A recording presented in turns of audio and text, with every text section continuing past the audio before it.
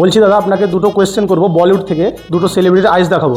আপনাকে সিলেক্ট করতে হবে, মানে বলতে হবে যে এটা কোন সেলিব্রিটি আছে। যদি পারেন তাহলে একটা গিফট দেবো। রেডি তো?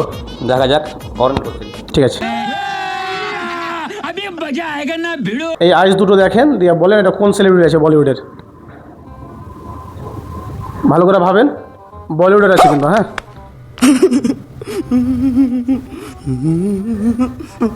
কিছু তো বলেন। মনে হচ্ছে পারলাম না।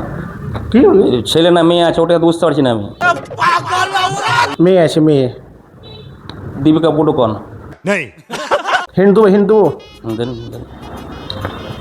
শাহরুখ খানের সাথে অনেক কিছু সিনেমা আছে। অনেক সিনেমা আছে শাহরুখ খানের সাথে, তাই তো? 5 সেকেন্ড। 5। কাজল। রাইট, কাজল দেবগান। এটা বলুন, এটাও বলিউডের সেলিব্রিটি আছে। এটা পারবো মনে হচ্ছে, এটা মনে হচ্ছে পারবো। अच्छा এটা হচ্ছে এই রণবীর সিং। রাইট, এটা সঠিক বলেছে দাদা। क्या बात है सर, क्या बात है सर। দাদা কিছু বলতে চাই, ভালো লাগলো তো? আমার আমার জীবনে এটা নিয়ে 45তম গিফট পেলাম আমি।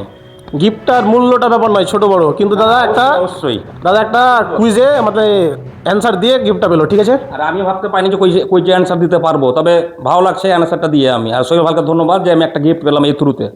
আপনারাও উত্তরগুলো দেন এবং এফবিতে কমেন্ট করুন এবং শেয়ার করুন ভিডিওগুলো, আপনারাও গিফট পেয়ে যাবেন।